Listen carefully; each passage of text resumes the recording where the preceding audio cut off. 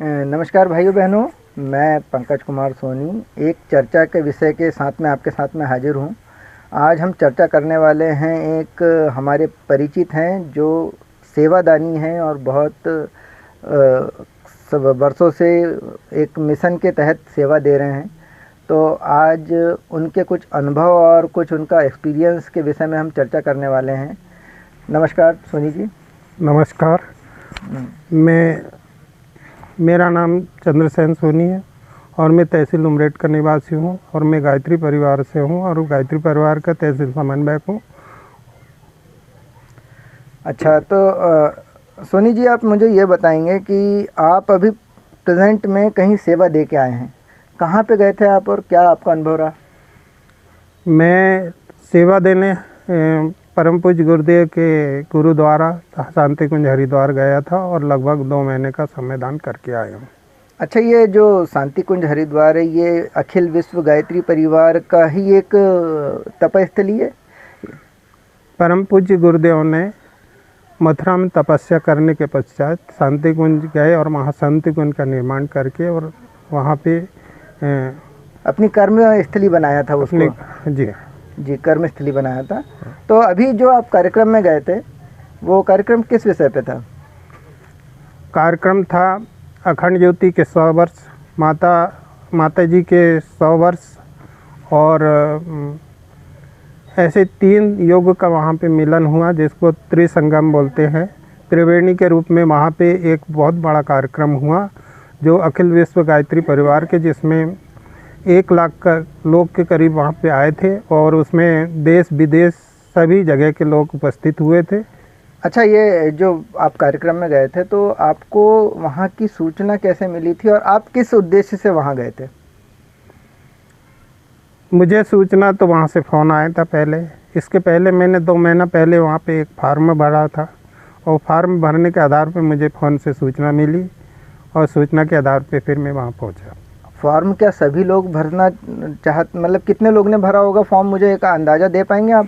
लगभग क्योंकि पूरे मध्य प्रदेश या पूरे भारत से लोग वहाँ पे पहुँचे थे, तो उन्होंने कितने लोगों को वहाँ पे निमंत्रण दिया था या आमंत्रण बोलेंगे हम उसको, आमंत्रण दिया था, उसके विषय में जानकारी? बात यह है कि उसका एक नियम है। जैसा मैं तहसील समन्वयक हूँ, मेरे ऊपर जिला समन्वयक है। जिला समन्वयक 5 जिले बनकर एक उपजोन बनता है और उसके बाद फिर जोन बनता है। जोन के बाद फिर शांति कुंज की टीम बनती है। तो इसी प्रकार हमारा चलते रहता है और उसी के आधार पर मुझे तहसील में फार्म आया था। अच्छा, यानी कि सभी को नहीं आता है ये जो सक्रिय कार्यकर्ता हैं। अच्छा, जैसे मैंने आपसे बोला कि ये सभी को फॉर्म नहीं जाता है, ये फॉर्म कुछ ही चुनिंदा लोगों को दिया जाता है। तो इसमें होता क्या है कि चुनिंदा लोगों को दिया जाता है और फॉर्म भरने की कितने दिनों बाद आपके पास में फ़ोन आया था? ये चुनिंदा लोग ऐसे हैं जो गायत्री परिवार से बहुत दिन से जुड़कर उसमें काम कर रहे हैं, गुरुदेव के जो कार्य है उनको पूर्ण कर रहे हैं। ऐसे लोगों पर को फार्म आया और उन्होंने अपने सहमति से वो फार्म भरा। उसके बाद वो फार्म पहुंचा, उसके लगभग 1 माह के अंदर में वो फ़ोन आया था मुझे। अच्छा, आप गए थे तो आपने वहाँ पे क्या क्या अनुभव किया और क्या क्या सेवाएं दी, उसके विषय में बताएंगे? अनुभव तो ऐसा रहा कि अब हम कह के नहीं बता सकते। बात ये रही कि हमें जो भी काम मिलता था हम उसको अपनी जवाबदारी से पूरा करते थे। जैसे कि हम जल कल में योजनाएं में काम करते थे, हमको बता दिया जाता था कि आज इतना काम करना था, हम उतना काम। मतलब क्या काम रहता था आपका, मेरे को विस्तारित रूप से बताएंगे? सबसे सुबह तो हम उठते थे, स्नान ध्यान करके जाप वाप करके निकलते थे, तो हमें चाय नाश्ता मिलता था सुबह 7 बजे। कितने बजे उठ जाते थे आप? हम लगभग 5 बजे उठ जाते थे और नहा धो के 5 बजे नहा लेते थे हम लोग और ध्यान साधना में बैठ जाते थे। अच्छा, और काम कब से शुरू होता था आपका? हम 6 बजे करीब हम लोग नाश्ता में चले जाते थे और वहाँ चाय नाश्ता होता था और प्रज्ञा भी मिलती थी और वहाँ से आने के बाद फिर अपना अपना काम हम लोग तैयार कर लेते थे। मुझे मेरे हाथ के नीचे 10 लोग थे और हम लोग आने के बाद स्टोर था एक, वहाँ स्टोर में पूरा सामान निकालते थे। एक मुझे 4 व्हीलर दे दी गई थी और मैं उस 4 व्हीलर पे सामान रख के हमारे साथी को सामान लेके हम लोग फिटिंग करने चले जाते थे। यानी मैं ये समझूं कि वहाँ पे जितना भी बड़ा कार्यक्रम था उसके लिए आपका काम ये था कि जितनी भी पाइपलाइंस से संबंधित वर्क है या फिर नल की जितनी व्यवस्थाएं हैं, पानी की जितनी भी व्यवस्थाएं हैं, उसको सुचारू रूप से बनाने का काम आपने किया। हाँ, ये काम तो था, परंतु वहाँ पर 9 प्रकार के नगर बनाए गए थे। अच्छा। उन 9 नगरों में हमें 3 नगर का कार्य सौंपा गया था। अच्छा, 9 में से आपने 3 की जिम्मेदारी संभाली। हाँ, और वो 3 नगर हमको सौंपे गए थे और मेरे साथी थे, उनकी टीम अलग दूसरे नगरों में काम करती थी अलग अलग। ऐसे 9 जगह 3-3 के हिसाब से 3 टीम अलग काम कर रही थी, जिसमें वहाँ से 10 बॉयलर बुलाए गए थे पानी गर्म करने के। तो हमारे साथ के 2 लोगों को वो बॉयलर में रोज़ सुबह पानी गर्म करने के लिए बिठा दिया जाता था। हम लोगों ने गर्म नल फिट किए थे, ठंडा नल फिट किए थे। अच्छा, मैं ये समझूं कि आपने वहाँ पर गर्म पानी की भी व्यवस्था बनाई थी और ठंडे पानी की भी व्यवस्था बनाई थी। ये इस तरीके से आपने, यानी कि पूरा, मैं ये समझता हूँ कि आपने पूरा जो पाइपलाइन का है या पानी की जो सप्लाई का सिस्टम है उसको पूरा शुरू से आखिरी तक के संभाला। हाँ, और दूसरी बात यह है कि हमने गर्म पानी का अलग नल दिए थे और ठंडे पानी का अलग नल दिए थे।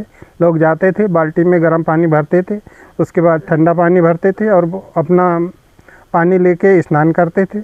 और उसके बाद जब भोजन करने जाते थे तो वहाँ भी गर्म पानी की व्यवस्था थी। अच्छा, अभी जैसे अभी का जो माहौल है उसमें तो बहुत ज़्यादा सर्दी रही होगी, बहुत ज़्यादा ठंडक रही होगी, तो उसके चलते आपने ये व्यवस्था बनाई। अच्छा, मैं ये बोलना चाहूँगा कि जैसे ये तो आपका वर्क हो गया, पर एक्चुअल में आपने ये जो शांति कुंज हरिद्वार है या जो अखिल गायत्री विश्व गायत्री परिवार है, उस कार्यक्रम में क्या अनुभूति प्राप्त की, क्या आपका अनुभव हुआ है, उसके विषय में कुछ बताइए। सबसे पहली बात तो ठंडी की बात आई, तो ठंड में तो इतनी अधिक ठंड थी कि 15 दिन तो वहाँ सूर्य नारायण के दर्शन नहीं हुए, सबसे पहली बात तो। और कोहरा इतने जम के था कि 10 फीट पे आदमी दिख नहीं सकता। और वो जो कार्यक्रम हुआ था वो गंगा जी में 3.5 एकड़ लंबा और 350 एकड़ लंबा और 350 एकड़ चौड़ा, इतनी जगह में वो कार्यक्रम हुआ था। और अनुभूति की बात ये होती है कि अनुभूति तो हमें ऐसा मालूम भी नहीं हुआ कि हमने वो काम किया कि नहीं किया, हमको समझ में नहीं आया ये बात। परम पूज्य गुरुदेव का हमें आशीर्वाद रहा और उसमें हमने काम किया। जैसा बता रहे हैं कि परम पूज्य गुरुदेव का अनुभव रहा या आशीर्वाद रहा, तो मैं आपसे कहना चाहूँगा कि जो मन से किसी चीज़ को समर्पित हो जाता है, जो मन से किसी को अगर अपना आप को समर्पित कर देता है, तो एक पराशक्ति या एक अदृश्य शक्ति उसका समर्थन करने लगती है। वही अनुभव इन्हीं के साथ हुआ है। और साथ ही साथ ये भी है कि जो मन से साफ है तो उसको काम करने में वो फिर चाहे हवन करे, चाहे पूजन करे, चाहे साधना करे, चाहे ध्यान करे, या अपना जो मुख्य काम है, जो काम इन्होंने किया है, जैसे इनका काम था नल जल का, तो इन्होंने जो काम किया, अगर इस तरीके से भी कोई सेवा देता है तो वो जीवन भर किसी प्रकार की समस्याओं में घिरता नहीं है। मैं जैसे जानता हूँ इनको कि ये इनकी आज उम्र लगभग 65 से 70 साल, 68 साल चल रही है मेरी। और दूसरी बात, मैं अभी वहाँ से लौट के आए 2 दिन से मेरे घुटने में दर्द, जबकि वहाँ इतने 2 महीने रहा, मेरे को कुछ भी समझ में नहीं आया, ना कोई दर्द था ना किसी प्रकार से कोई तकलीफ थी।